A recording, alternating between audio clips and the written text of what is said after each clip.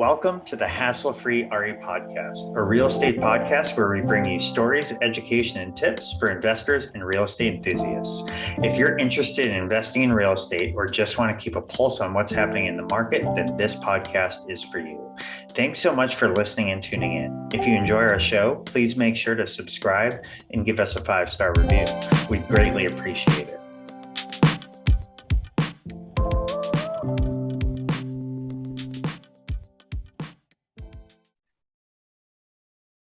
Hello, everyone, and welcome to the Hassle-Free RE Podcast. I am your host, Dave Menapace, and this is my co-host, Kim Menapace.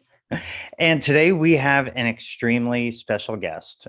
Before I introduce her name or say her name, we first met this guest in Nashville at a real estate conference where she presented and introduced a book that she has, which we're going to talk a lot about, probably a couple of books. And then we got reacquainted at another conference in Miami where we really got to learn about each other, learn about her business and all of the amazing things she's done.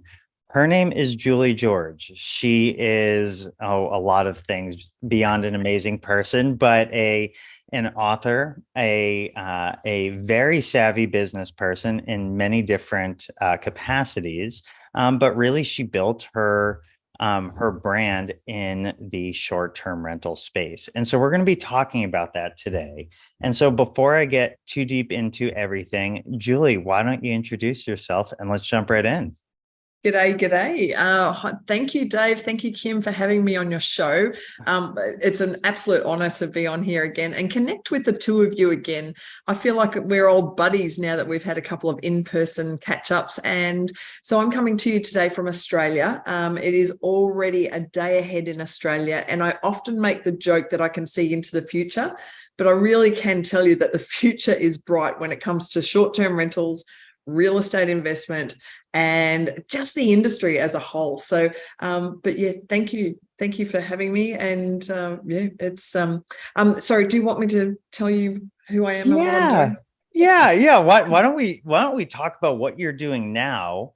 And then I'm going to kind of give the audience a play-by-play right now, but why don't you tell the audience what you do right now, and then I'll rewind it a little bit and we'll take it from there. So, folks, if you're listening in right now and you haven't heard this Australian accent before, my claim to fame is that I'm one of the very few short-term rental operators in the world that has done the full 360. So in 2016, I started with one short-term rental, my own, that I had a little apartment that my long-term tenant moved out, and I decided to give this short-term rental phenomenon, Airbnb, a crack. And it turned out to be fantastic. Great returns on investment. Suddenly I could use my own investment property to put my mother-in-law in if she came to stay. No, but I could use it myself. But it was also just a pleasant experience. It was a great experience, and so great, in fact, that I decided to turn it into a business. And I thought if it could work for me, it could work for other property investors. So I developed a property management business called Host My Home in Australia, put in a structure and a formula that allowed me to scale to 130 properties and over $8 million income in a 2.5 year period. I was going to say 3, but 2.5 is even more impressive, right? 30 months, not 36. Why not? And in that time, I wrote a book called $1 Million Host, telling my story. But then in 2019, I got a knock on the door to sell my business. So a lot of people don't realize that short-term rental management, we're building a saleable asset. Well, I sold my business just before COVID. So that was even more impressive. Not so much for the buyers, but for the seller, it was great. But now I've written a second book, Hospitable Hosts. It's been picked up by Netflix, which is very exciting. We're going to talk more about that, I'm sure. Woo-woo. Yep, absolutely. Reality TV show. And I now get to travel the world to inspire others, educate others, and hopefully motivate others to replicate the same success that I've seen in the short-term rental industry. Oh gosh, I love it so much. And one of the one of the things I think is really awesome is that, you took a chance, right? In 2016, you gave this short-term rental thing a crack. What would you say your favorite thing was about being able to host guests and give them an experience? Oh, it's just that interaction with people from right around the world. It was just a pleasant experience because of, what I really loved was that Airbnb have a reciprocal review system. So suddenly everyone's on their best behavior, including me. So I'm trying to impress. The guests are trying to impress. We're all trying to help each other. Like, honestly, I used to laugh because I would leave a mini bar full of snacks and drinks, and I was trying to buy their 5-star reviews. Well, Right. they were trying to buy my 5-star reviews by leaving me a bottle of wine, a box of chocolates. I was like, this is awesome. Maybe not so much now because we've all developed a little bit more, but right Sure. back in the beginning, I was like, are you serious? These people are pretty much cleaning the property for me. They're on their best behavior. They're paying me a ton more than what I would get with a long-term tenant. And now they're trying to bribe me for a good review. I'm in. Count me in. And how did that sort of develop into, 130 plus property portfolio, some of which you owned, a lot of which you managed for people? And what was it like managing owners as well as guests? Oh, well, the owners are worse than the guests. But did Yes. I say that out loud? Look, it's funny. So I was in a very similar situation to the two of you. So I was a broker at the time. I was dealing with property investors who were in a flat market. There was just nothing happening. And these poor property owners were either having to sell for a loss or put a long-term tenant in. So I had this woman, and a really great story was my first client ever was an interstate buyer. She came to my city and she said, I'm looking for a cash flow positive property. I nearly laughed at her. I almost said that's like a unicorn, but I said, we don't have any, but let's create one. And so I took her out to look at 5 different homes that she would want a vacation in herself. I got her to choose one. So I sold her that property. So cha-ching, income stream number 1. I said, you live interstate. I think you should do what I'm doing with my property, Airbnb, but we need to furnish the property. And I said, to do that, you're not here. I'm going to do it for you, and I'm going to charge you a design fee. Cha-ching, income stream number 2. I said, now you've got the issue that how are you going to manage it if you don't live in the same city? I'm going to manage it for you. I'm going to take 25%. I'm going to take the cleaning fee from the guest, and I've suddenly created cha-ching, income stream number 3. Right. Now, this little collaboration worked so well that 6 months later, she rings me and she goes, Julie, do it all again. So we went and did it a second time. That's how the business was born. But then, to answer your question, to scale to 130 in a 2.5-year period, that meant that I had to put a really good framework in, a great infrastructure, a team, because I can't do that myself. I got to about 10 myself and went, uh-oh, what am I going to do now? And after making 17 beds in one day, I got my buddy Glenn, who was 70 years old at the time. We'd worked selling phone book advertising together, and he was supposed to retire. He said to me, I don't want to retire. What can I do? And I said, have you got a mop, a bucket, a vacuum cleaner, a car, and a phone? Here's 10 properties. You go look after these and look after the guest interaction, the communication, the cleaning, the laundry. I'm going to go out and find 10 more. And so that's what we did. And that was, I really put in I guess, a situation, a business structure that I could really just hand off and become the matchmaker Right. between a homeowner who wants a piece of short-term rentals and a budding entrepreneur like Glenn, 70-year-old Glenn, who just wants a business opportunity. So here we go, Glenn. You look after these properties. I'm going out to find some more properties. And you know what? It worked really well. Oh, I love that. Well, Oh, you were asking about homeowners. yeah, the Dealing other with side of homeowners. this. Oh, okay.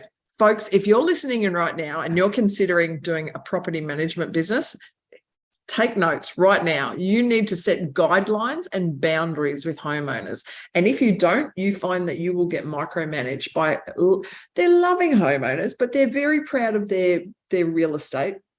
And they are wanting to make sure that you're looking after it the best that you can. So the best thing that you can do is when you are taking on a new property, reassure that homeowner that you are a professional, you do know what you're doing, and ask them to politely back off and just collect the money at the end of the month and trust you to do your job, but put it in writing. And that's the one thing I would implore any property manager to have: a really good management contract that outlines the boundaries, the guidelines, all the contingencies. And if you haven't got a good management contract, I want you to look up my website, because I sell the exact template that I used in my business. I've got it in a Word format for anybody who needs it. So make sure you do that, but set those boundaries early, and also be fussy about what properties you're taking on, but what property owners you are taking on. One of the little tricks to my selection process was when I did the inspection of a property, I also would test out the homeowner and see what sort of person I was dealing with by pointing out something in their property that needed replacing, something in their property that needed adding to, like a new coffee machine. We would need to have a new coffee machine to have short-term rentals come in here. Now, if they got funny about spending any money, if they hesitated, or if they said no straight away, that was a big red flag for me. So so just have a think about that, folks, as well. Choosing the right property owner, the right property, setting those guidelines, and reassuring them that you are the expert and that's why you're there. Well, and I think you're totally right, because as you know, you point this out in your $1 Million Host book quite a bit, and us being in the industry, we know this a lot too, that this industry, it works because of really strong relationships with guests, strong relationships with people like Glenn, with owners, whoever it is, right? And sometimes owners are removed from those relationships, but it's our job as hosts, as Airbnb hosts or as co-hosts, to maintain those relationships and keep them strong so everyone stays happy. When everyone stays happy, everyone has a good vacation and everyone makes money. And there are instances, right, where an owner, if it was left up to them, might buy really cheap toilet paper that just doesn't work for people. And it sounds extreme, but it's also true. And so we have to be those intermediaries that kind of hold the line, right, to keep everything going. You need good toilet paper. I've got That's true. That is true. There's nothing worse than seeing a review come through saying, "Oh, my finger went straight through the toilet paper." Right. Oh, that's right. Sorry, that's right. But that has happened to me before, and I learned my lesson, because I was buying the cheap stuff, thinking, well, if I'm managing these houses, I'm going to use the one-ply sheet. Right. Well, that was a big mistake. Trust me. Yeah, so get the comfortable toilet paper. People remember that, and not for the best way. And so, and Kim, I'm kind of running away with this. So sorry, Kim. If you need, what, I want to start talking a little bit about life before short-term rentals. But before we do that, what sort of prepared you to be able to pause and think about, how can I grow this, right? Because it's easy for a lot of people to DIY this, do it yourself, like this engine that doesn't stop, and it just leads to one place, right? It leads to burnout. What gave you the foresight to kind of grow, pause, find Glenn, and grow from there? Okay, so now we're about to go deep, because I'm going to let you in on some secrets. So just 12 months, 18 months prior to me finding short-term rentals in my life, I actually suffered a corporate burnout, breakdown, mental breakdown, whatever you want to call it. But I was working 24/7 for almost the same as corporate America, but the equivalent to Yellow Pages. I was out there selling phone book ads, had a team of 100. it was too much. 3 out of 4 weeks, I was away from my family. I was a slave to my phone. And it just got to the point where actually stress got me. Stress actually took my body and threw it in a corner. I couldn't walk, couldn't talk, couldn't function. It was just complete mess. So I knew that I had to find something that gave me financial freedom, lifestyle balance, flexibility, that if I ever felt stress coming on in my life, I could take a day off, or I didn't have to be a slave to the cubicle, or I wasn't working for a boss. That was probably my main driver.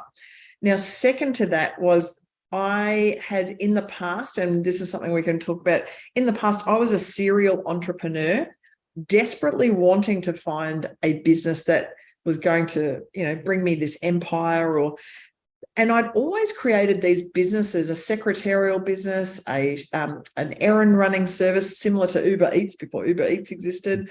And I created these businesses that replaced my job, replaced my income, but were dependent on me. And I didn't want to do that. So short-term rentals, when I got to doing those, that 17 beds in one day is scarred in my brain. At the end of that day, I went, whose stupid idea was short-term rentals? I've got two options here. I can throw it away and go and get a corporate job again, but then risk that stress factor, or I can get some help and now this is the hardest part. I had to take Glenn on, I had to take a step back in my income, and that roller coaster ride is really hard for entrepreneurs to be able to go back financially to put somebody else on, but never ever have I regretted doing that. Every time I put somebody on, boom, the business just smashes it out of the park. So it was a matter of, right, I need to get to the point where I'm working on my business, not in it. And I'm really proud to say at 130 properties, I was working 10 hours a week. 10 hours a week, I would turn up to my office. The girls would look at me in the office and go, stop, what are you doing here? Don't touch anything, because they knew my business better than I knew my business. And that's when I was like, this is the bomb. Like, this is awesome. This is exactly what I imagined. And so I was able to freely travel the world and go into Brian Chesky's office in San Francisco, and, all that sort of fun stuff that I could do before COVID. Right. But now that I'm doing it again as well. So that's exactly, this year I've done 11 weeks international travel, because I've sort of set myself up to be able to financially and be able to do so. Oh, that's great. Kim, what do you think? I'd love to dig into growing your team. I know you talked about hiring the right people, and it really propelled your business forward.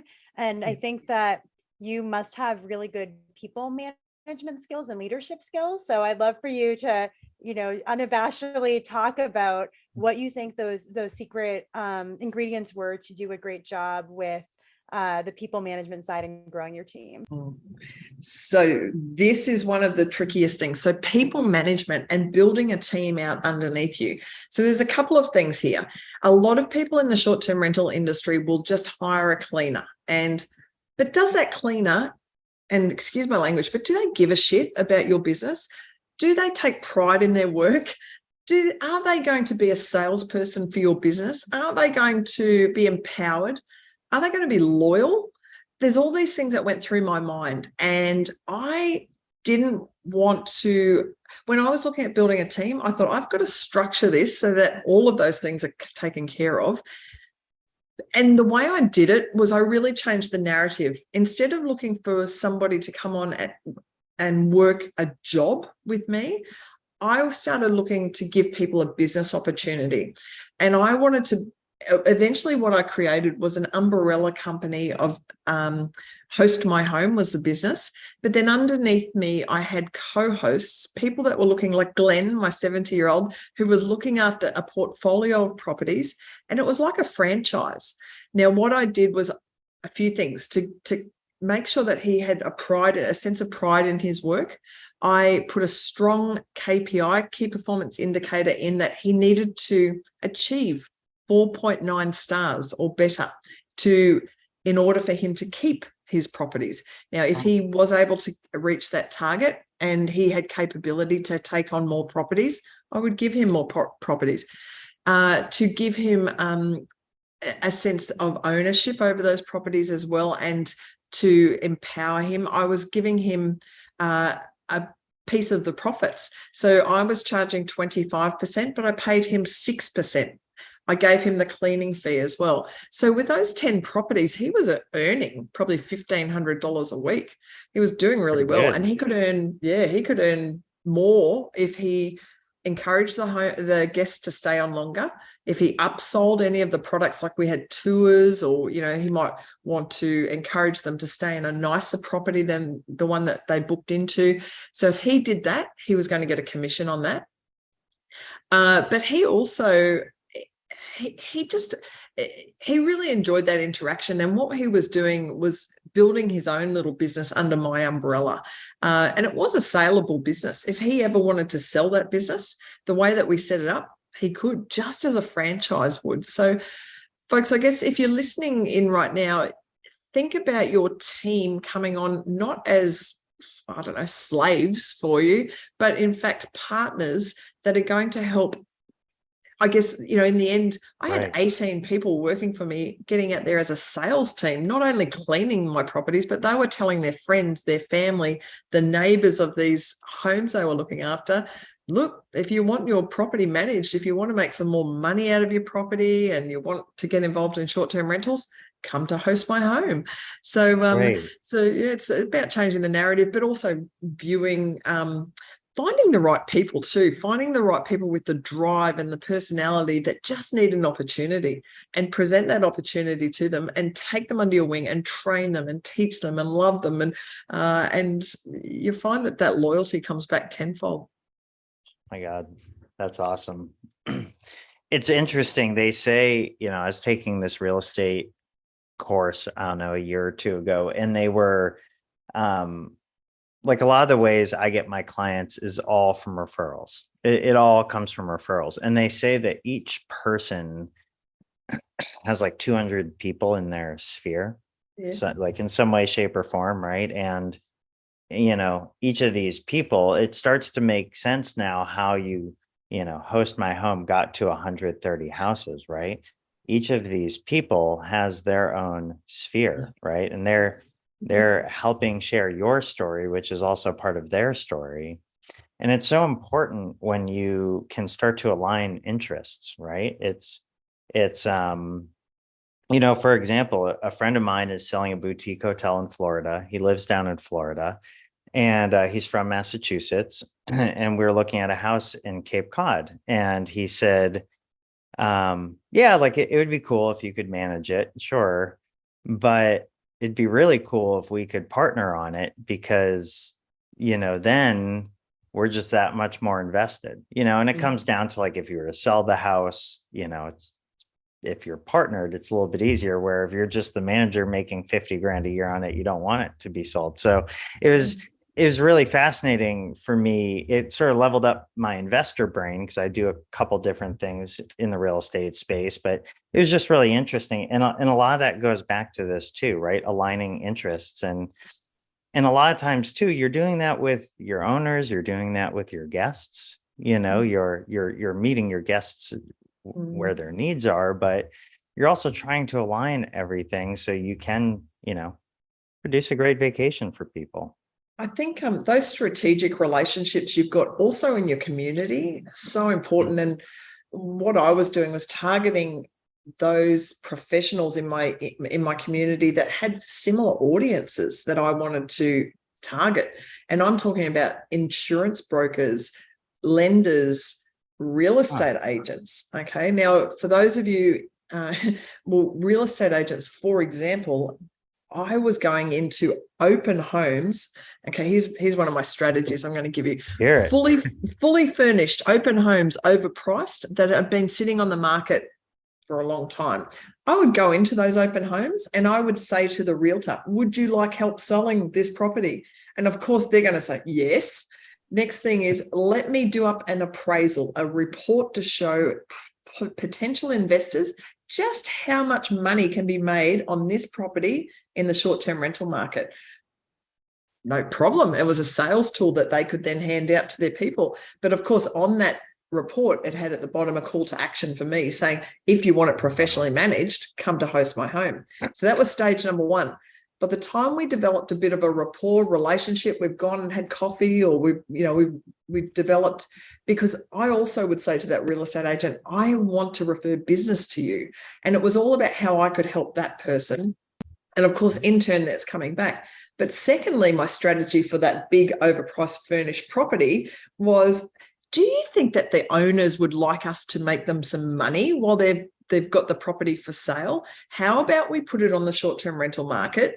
You, Mr. Realtor, can start talking to the potential investors. Try before you buy. Come and stay in the home overnight. And I'll keep it clean. I'll make sure it's scheduled for open homes. And it was just like a win-win. But you've got to put yourself in the shoes of that other person. What's going to be in their best interest? And don't just go in there saying, oh, can you refer business to me? Go in there saying, I want to refer business to you. I want to help you. And with that mindset, suddenly, world's a different place. Right. Oh, that's amazing. I had not considered that. Where it's funny, we're going to Cape Cod this weekend, and we're looking at a few houses just because they're in our neighborhood. I might have to give that a shot. Do it, honestly. And what's the worst that can happen? They can say no, but they may just say yes. But hit up those high-end luxury, fully furnished, overpriced properties. Gold. Yeah, I might actually have to go back into some now that I've walked through them, just to like rewalk them, because I have 2 or 3 of mine right on the beach in the Cape that the first thing I said to Kim when I got back. So let's go. So let's kind of continue to go back a little bit. So you were doing sales, corporate sales, so to speak, with the phone book company. And you also had this streak of starting businesses. What were some of the businesses that, okay, you had talked about them now that I remember. So you had started a few different businesses. Were you continuing to run those as you were working at the phone book, or did you just kind of? No, I guess my business brain hadn't developed enough for me to look at how to scale these businesses and how to make them not dependent on myself. And that's something that I see a lot of businesses, they get stuck with, where maybe consultants, where they're just not building a saleable business because it's dependent on them. So my first business that I ever tried, and I talk about this in $1 Million Host, and actually I've run out of my big books. So folks, this is, have you got yours there? Got it. Nashville. A little one too. So folks, this isn't the size of the real book. That is actually a business card. But $1 Million Host, I do talk about the fact that my first business ever was when my son was born. I didn't want to be a stay-at-home mum. Well, actually, the truth of it was my husband at the time was a deadbeat who wasn't bringing in enough money, so I had to do something. So let's get real here. We're amongst friends. And let's hope that he's listening in, because he'll know. We'll make sure to find him on Facebook and send him. Listen to this podcast. But so I needed to earn some money. So with a newborn baby, I thought, what can I do? And I was pretty proficient on the keyboard. I knew my way around putting resumes together and administration. I'd worked in administration before. So I started a secretarial company, and I started doing resumes for people, but being able to work from home. Now, in hindsight, oh man, I was sitting on a gold mine, because I could have employed a bunch of other new mums to do the same thing and pimp them out. Sorry, that's terrible, isn't it? But I look back on that now and I go, damn, I had a gold mine sitting there. But all I could think, my blinkers were still on, and I was going, oh, I can earn $10 an hour if I do this and hand it off. So that, I don't even remember why I finished up, but I stopped doing that after a while and did something else. But then the next business was this shop and deliver. It was called Shop and Deliver. It was an errand running service. It was basically, I thought, if people have had too much to drink and they want McDonald's, how are they going to get that? I'm going to go get it for them, and I'm going to charge them a fee. Hello, Uber Eats. Could have just taken that one a bit further too. But I was doing grocery shopping. I was even doing shopping for short-term rentals. So apartment buildings where I knew people were flying in the middle of the night. I would actually say to those apartment complexes, how about I go and get groceries and put some groceries in, like, for your guests? I'll go put that in the apartment ready for their arrival. So that, and folks, if you're listening in right now, short-term rentals, there's an opportunity for us to earn more money, and that is to provide a grocery service. But at the time, once again, blinkers were on. All I could think of was, I'm going to replace myself. Sorry, I'm going to be able to, I'm going to pay myself $25 an hour now because I'm going to go shopping for other people. And I just didn't scale it. And unfortunately, I look back now and go, damn, I could have done Uber Eats as well. So if I'd had the right software and nous, but I guess what it did was all of those skills. And then I had, in the previous life, studied hotel management at university, worked in hospitality, and I guess it all culminated into the perfect storm. When I discovered short-term rentals, I was like, damn, we are going to put all of these skills that I've learned in my previous life together. I'm going to use the idea of that commission structure, paying people a commission to have them take ownership and drive empower them and have them driven to succeed and sell your products. That actually came from the phone book industry, and that's, I look at the structure there, and I've taken a little bit from everywhere, put it into what I've done now. But now I get to teach other people exactly how I did it. And if I can help fast track someone's success in the short-term rental industry by saying, just follow what I did. Here's my plan. Here's my templates. Here, read the book, watch the Netflix series. Off you go. So, very rewarding. I mean, your story when you shared it in Nashville. So for our listeners, I keep saying in Nashville. In June of 2022, in Nashville, Tennessee, there was a short-term rental conference. I think it was short-term rental wealth conference is what it's called. And it's put on by Mike Sjogren and Bill Faith. And they're actually, I think it was just today they released it, the March dates for anyone who wasn't in Miami and wants to sign up for it. But it was amazing. So for everyone listening, Julie was one of the presenters, and she shared some parts of the book that were really helpful for all of us. And I was one of the guys sitting in the back and really listening to your story, Julie, because it was very relatable to me, especially me being somebody who I had left to go into real estate full time about 3 months before that. And I had a lot of traditional, like, owner occupant type of clients, right? So I just want to buy or sell a home. But what this has really all turned into 3 months or 4 months since Nashville is I do have a really heavy focus on I live in Massachusetts, on Cape Cod and surrounding areas, short-term rentals. I get a lot of referrals now from people around the country in all different walks of life, lenders, other real estate agents who just say, Dave is the short-term rental part. Like, you got to talk to Dave.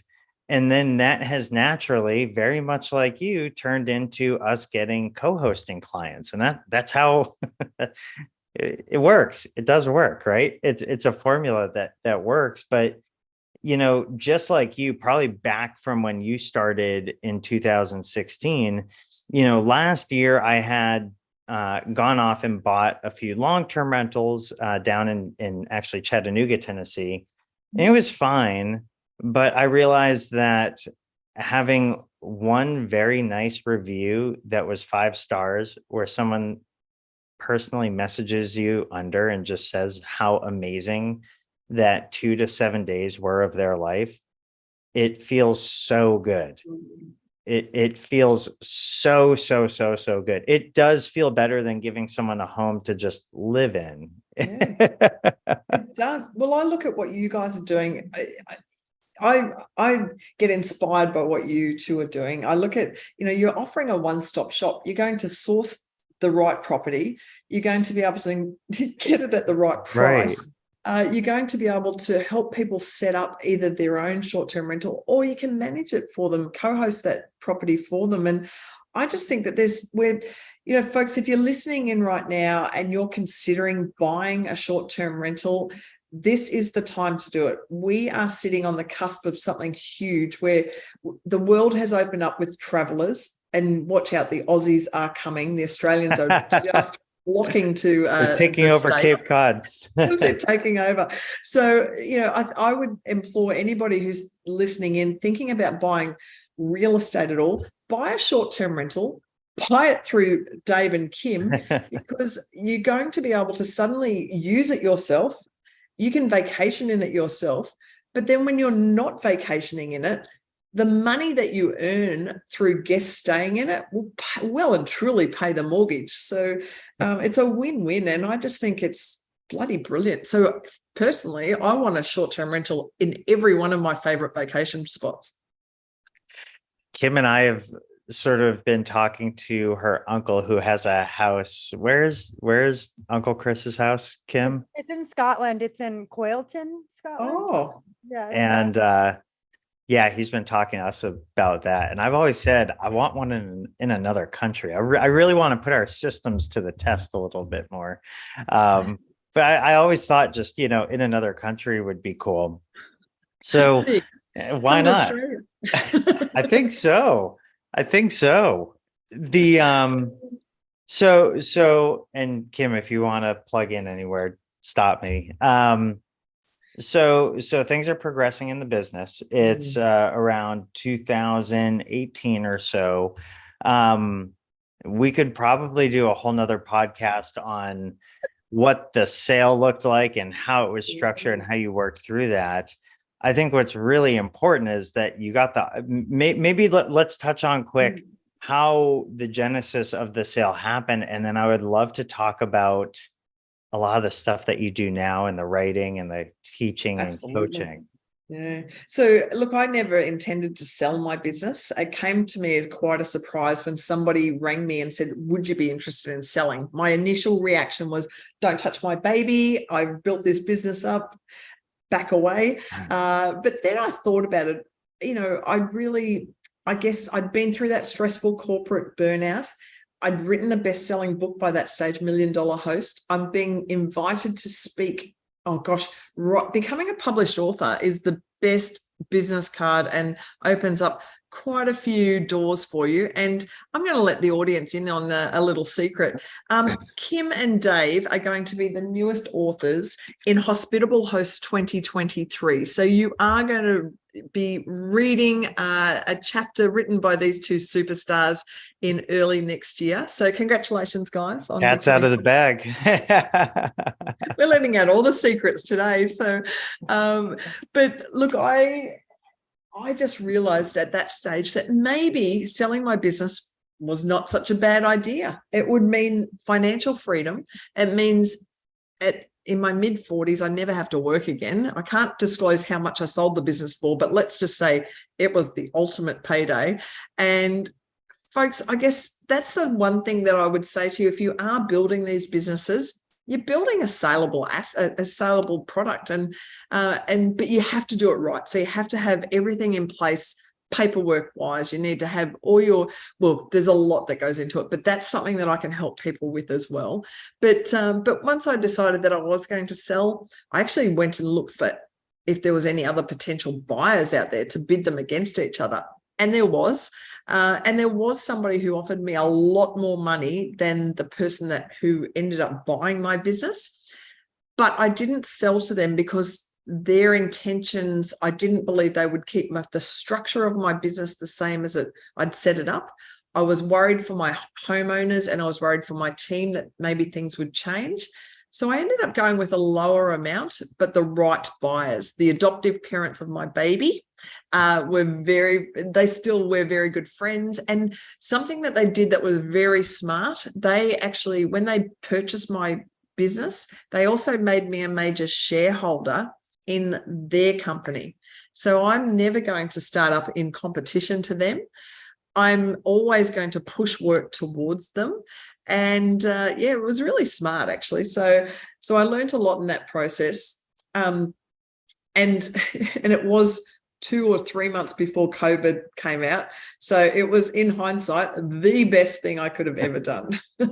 Well, you did say you can see the future. So I mean, No, maybe I should start up a psychic hotline or something. But if short-term rentals ever doesn't work for me, yeah. Call people in the US and tell them what's happening the next day.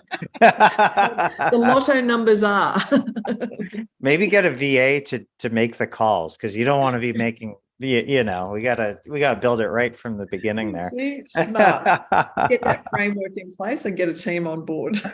Oh, I love that. Kim, what are your thoughts? Too many. I think that I don't know if we want to continue down the storyline of how Julie got to here, but I wanted to bring it back around to the family side of things. Julie, as you know, we have 2 young kids, almost 1-year-old as of next week and a 3-year-old.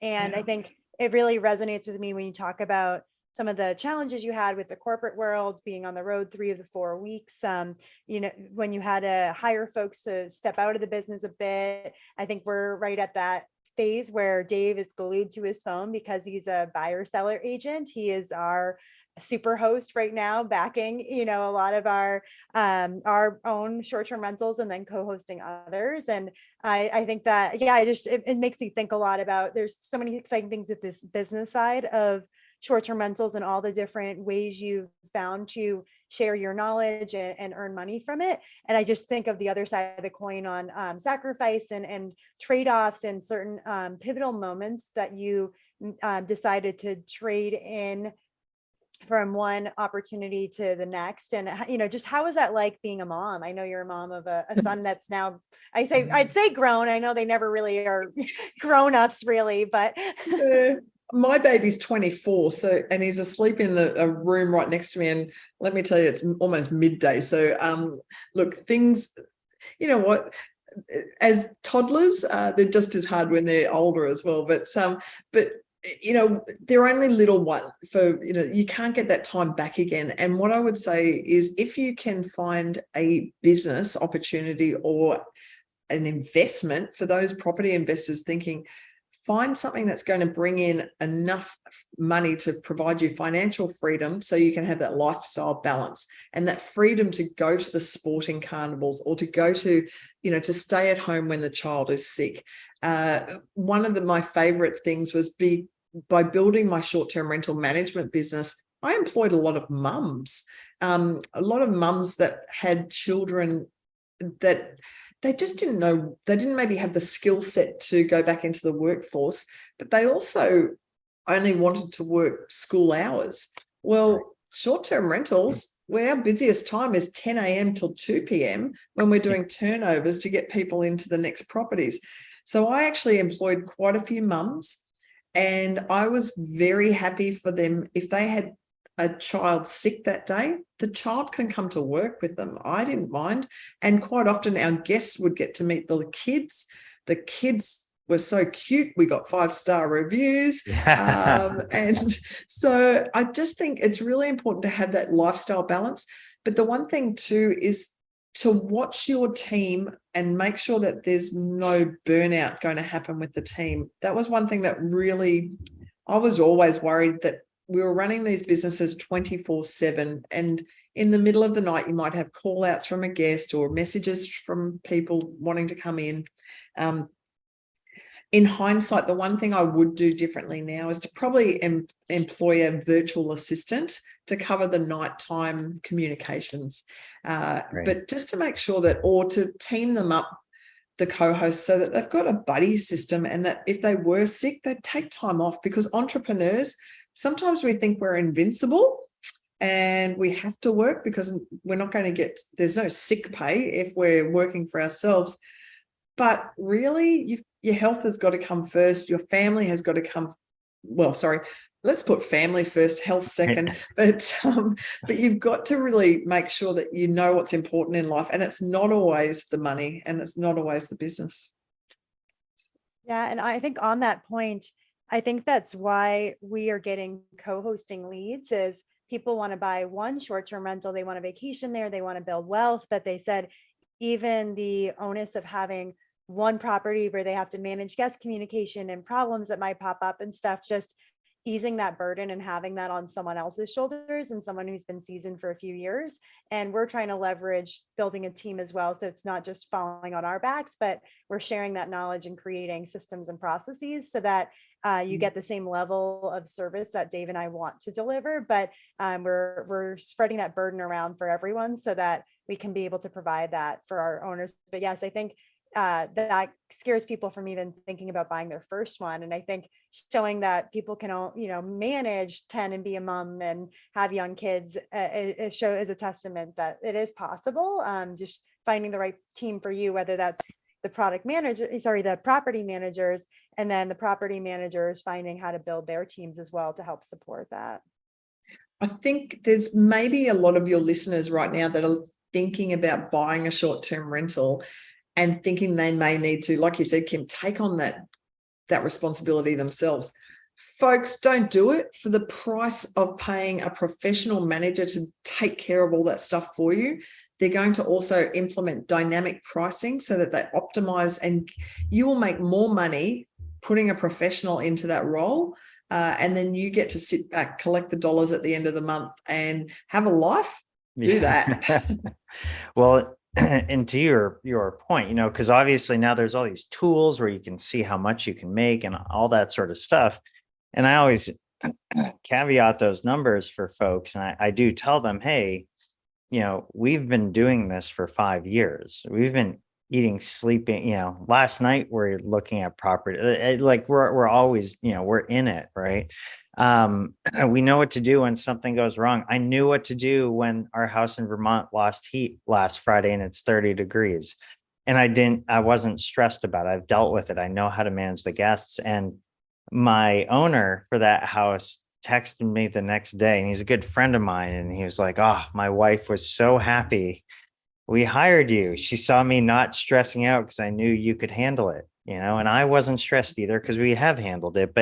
But to your point, like some of the tools, the technology, it does take a professional to be in that sort of top percentile earner. And there's nothing wrong if you want to do it your own and grow. You just have to have the right expectations. Yeah, just know that there is another option out there, and you probably will, like a lot of people worry about the cost, but honestly, you're probably going to make Right. just as much money because that professional is going to optimize and do things smoother and quicker and more strategic, and and pull in some extra dollars for you that will cover the management fees. So that's right. That's right. Dave, I laugh about our initial pricing structure for our Cape House. We had a flat number for the shoulder season and then a flat number for the summer. And we're like, this is great. For 2 years. So smart. Yeah, for 2 years. We just oh my God, Kim. Yeah. That's what I said. It's funny because you have that learning curve. You do. And can I tell you, my biggest regret in my business was that I didn't for the 130 properties, the 8 million that I earned, I didn't use a dynamic pricing tool.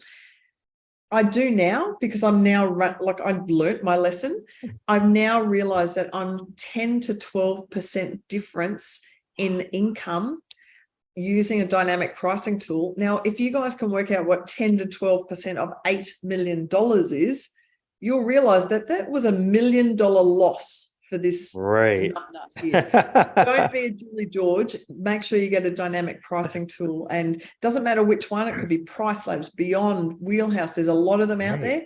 Just use one of them. Get an expert to do it for you. Do not guess, and do not think that people don't know what your prices should be. They do. They know. Oh, you're so right. Oh gosh. So let's start like charging forward here. So you sold the business.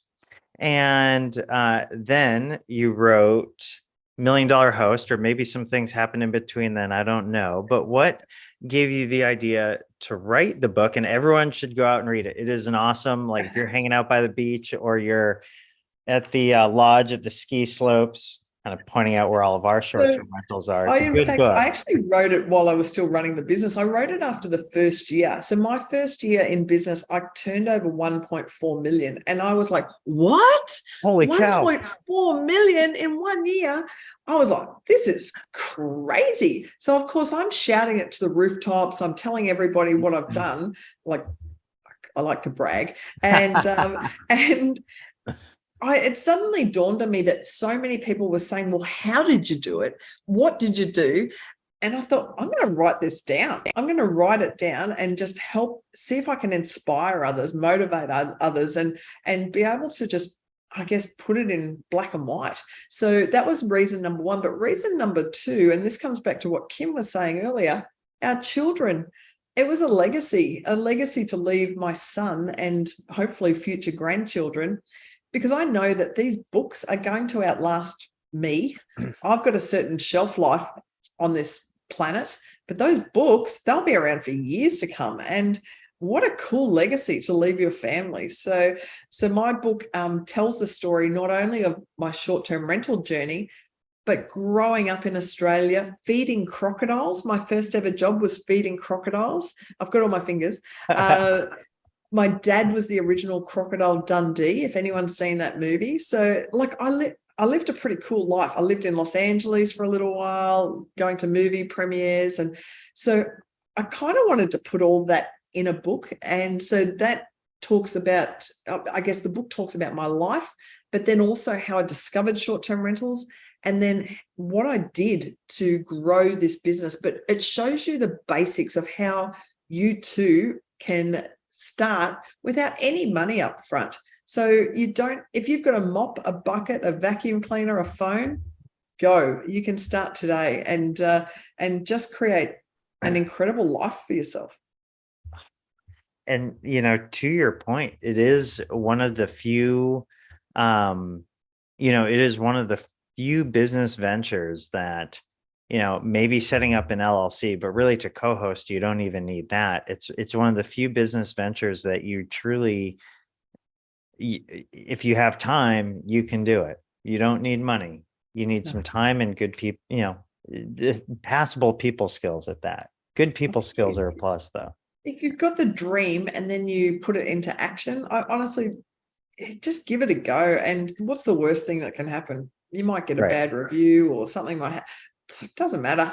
Just keep being resilient and keep trying. And folks, the first one's always the hardest, but once you get one, you'll get hooked. And then it's hard to get out of this business because it's pretty attractive. But you've got a couple of different methods. You either buy a property and have a professional manage it for you, or do it yourself. You can lease and sublease, or then you can do what I did, and that's manage fully furnished homes, charging a commission. So there's all sorts of options, but the industry is just getting bigger and better. Travelers now want to stay in short-term rentals. They don't want to stay in hotels. And with travel opening up, I would be getting in right now. If you're listening in now and you're thinking, man, this sounds interesting, get in, find your bargain now with your real estate. Talk to Dave, talk to Kim, buy it, get in and enjoy the ride. That's right. That's right. Call us Menapace Real Estate.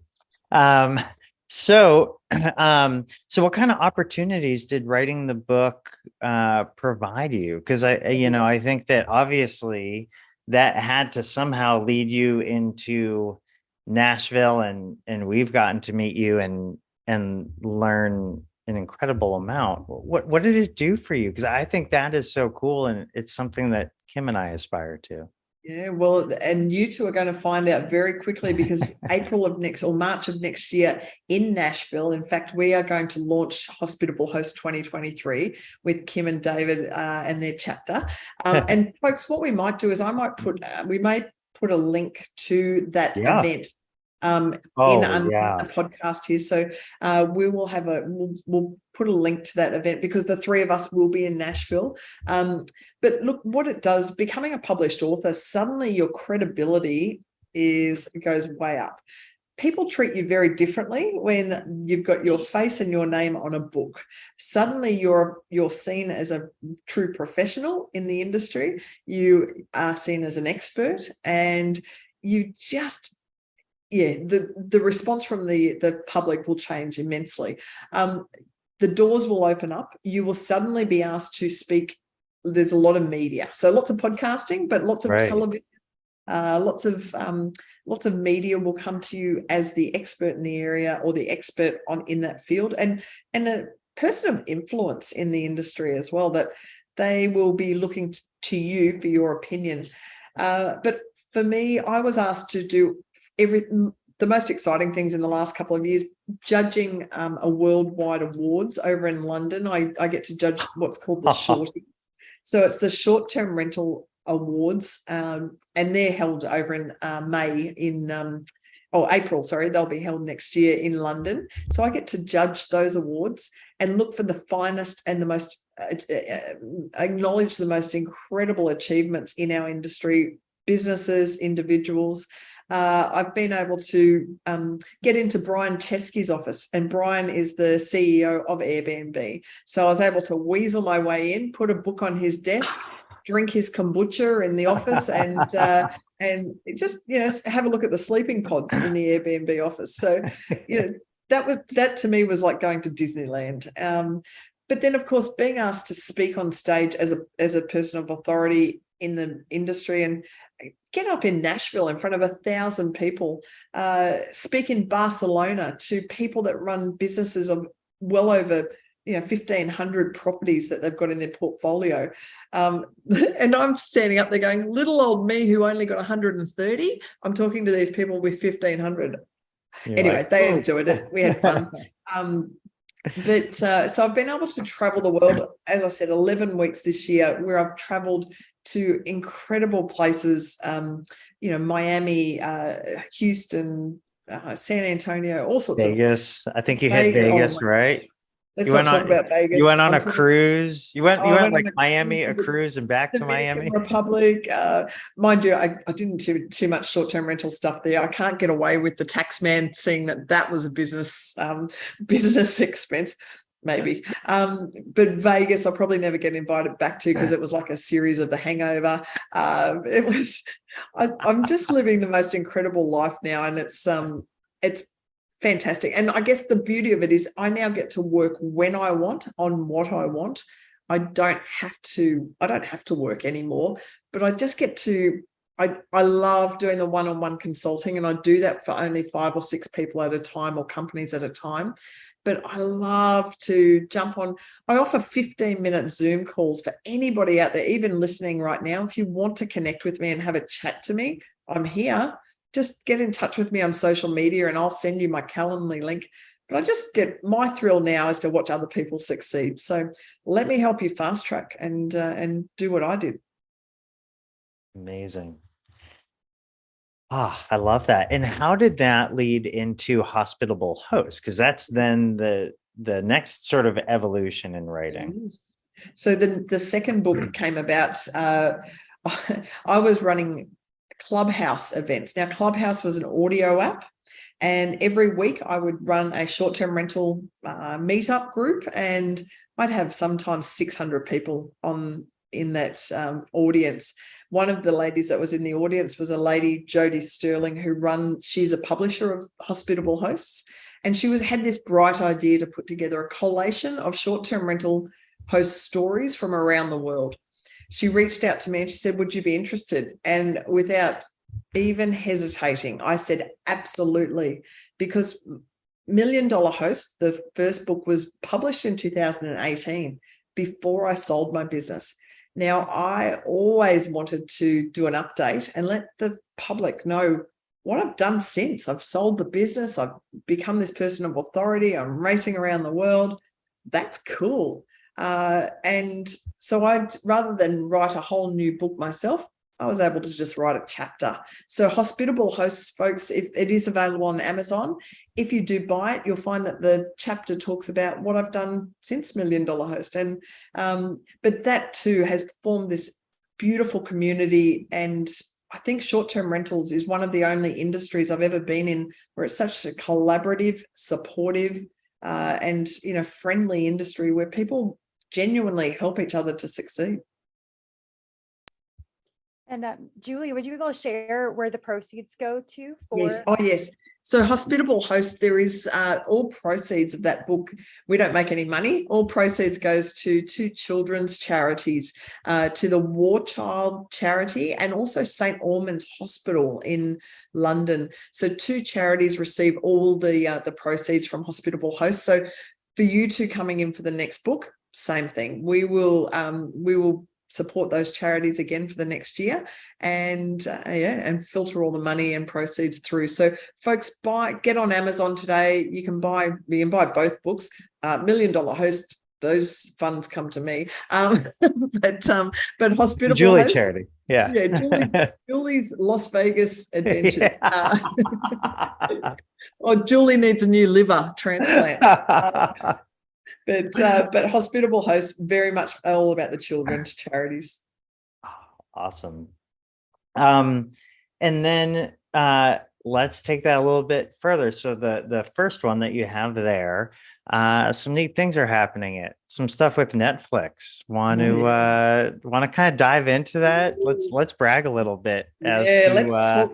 the One of my big popularity of it. dreams. Yeah, look, it's funny. The law of attraction, what you put out into the universe, it comes back. I 12 months ago was asked what was next for me, and I said, look, I want to be on reality TV. I would love to be, well, Oprah. Here, you get a car, you get a car, you get a car.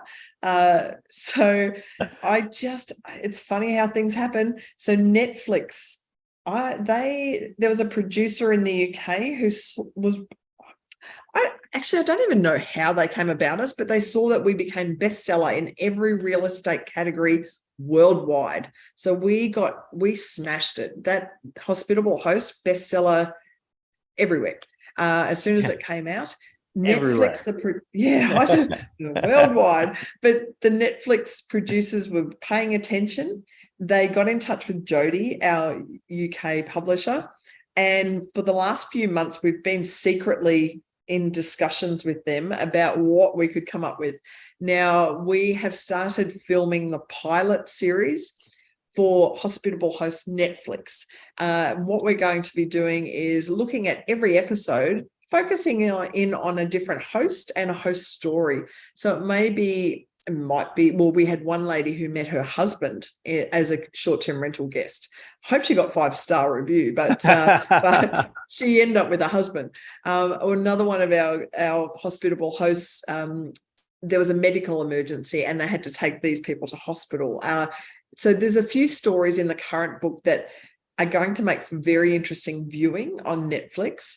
I'm going to be presenting and narrating the series. Oh, I think that's awesome. So I'm hoping that the menopause story in 2023 might get picked up. And can we go to Cape Cod and have a look at some properties?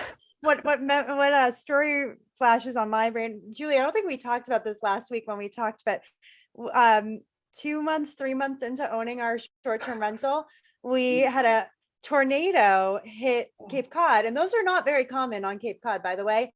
And our son was born. Dave's on paternity leave for the 2 weeks after our son's born. So our son's born a couple days before tornado hits. We have a guest with a mom with 3 kids staying at it, loses power, all that. So Dave has to go down and help deal with all the trees that fell down and hit the outdoor shower. So yeah, that was within the first couple months of our first short-term rental. So I laugh when I think about these little funny anecdotes that I think we've covered on the podcast before, but I thought we had not a ton of creative, fun stories like those, but I'm like, oh yeah, we definitely have a handful of those.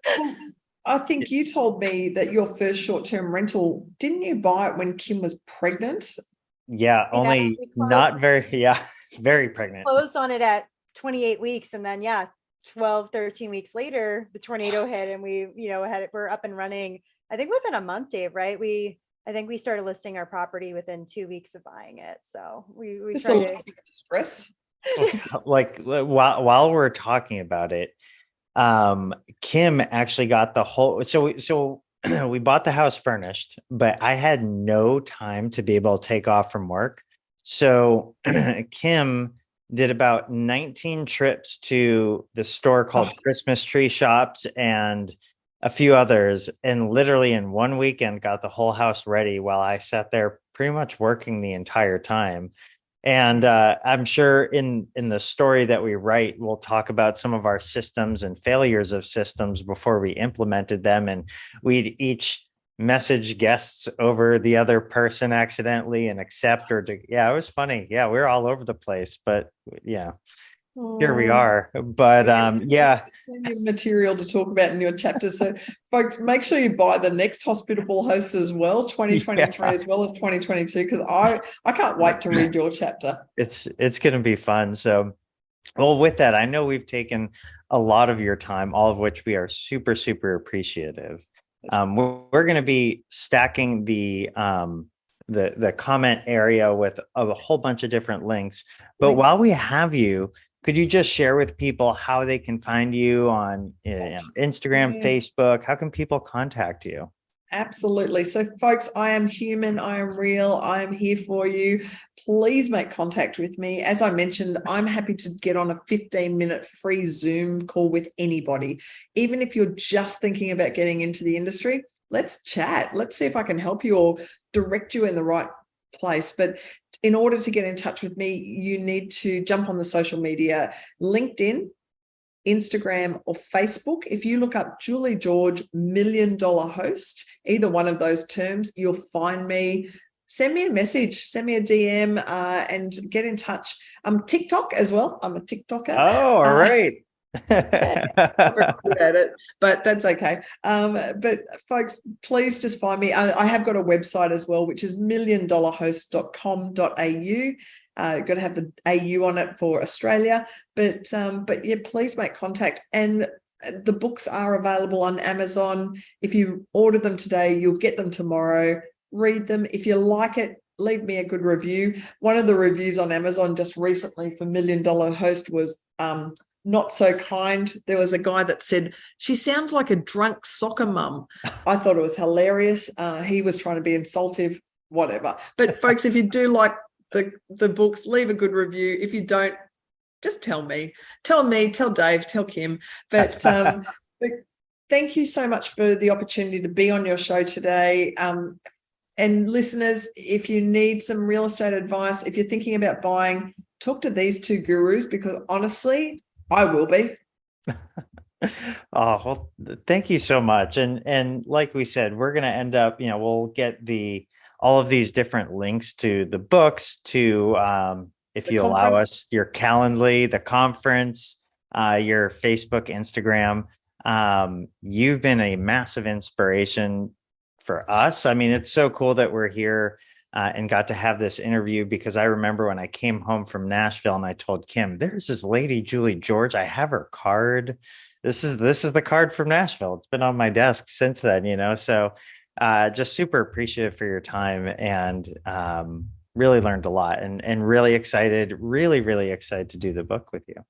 I'm very excited to be, having you guys come into the book as well. So thank you, Kim. Thank you, Dave. Yeah. All right. Take care, everyone.